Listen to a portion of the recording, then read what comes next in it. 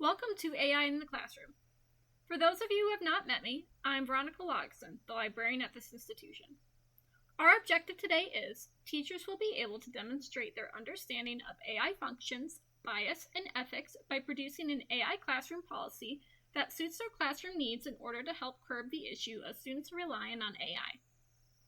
All materials can be found on the shared Google Drive labeled AI in the Classroom for those following along virtually. If you have not received the link to that drive, please inform me immediately and I will resolve that issue. The agenda is at each table, or if you're following along in the Google Drive, it goes over the timeline in which each section will be covered today.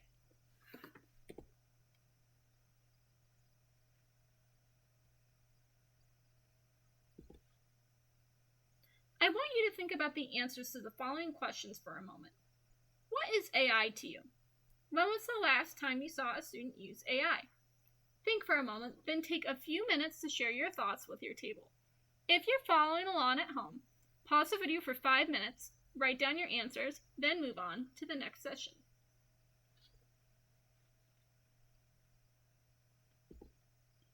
So what is AI? How do we use it? AI, also known as artificial intelligence, is a tool that was created in the mid-1900s and was meant to exhibit intelligence that is on par with human intelligence, hence the name artificial intelligence. AI is meant to assist in daily tasks to make our human lives easier.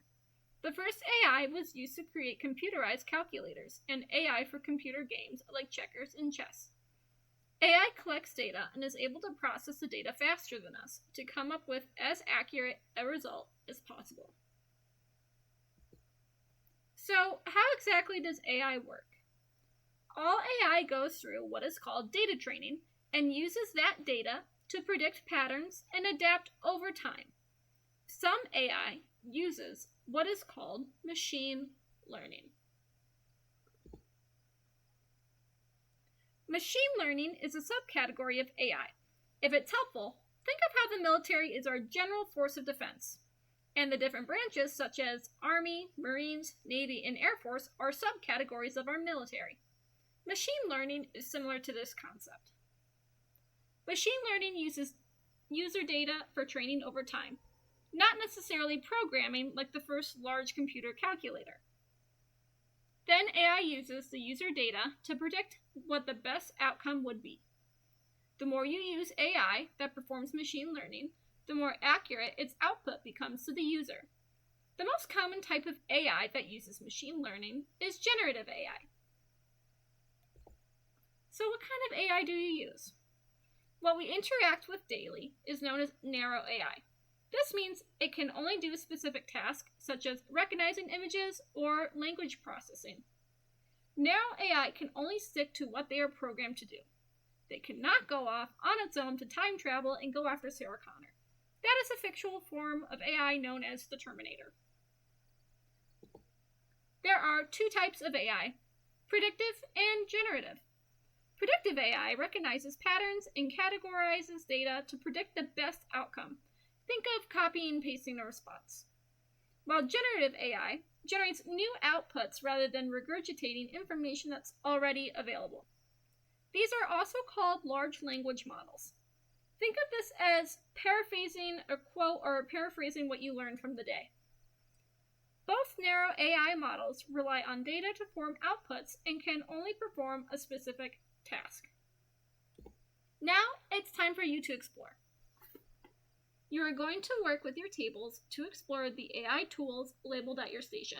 Then answer the questions on your correlated direction sheet. Here are the questions displayed for those who would like them. If you're watching this at home, pause the video for about 8 minutes to perform this task. You can choose from Murf AI, Canva, ChatGPT, or Google Gemini. I encourage you to explore the one you are most unfamiliar with. Unpause the video when finished.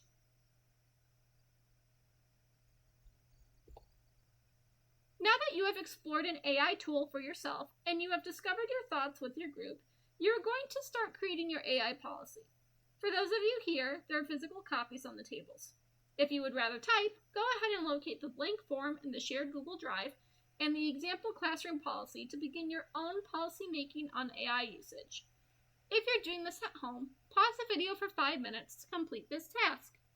We will finish this tomorrow. Before you take the survey, take a few minutes to share your policies with others at your table. Feel free to give each other feedback.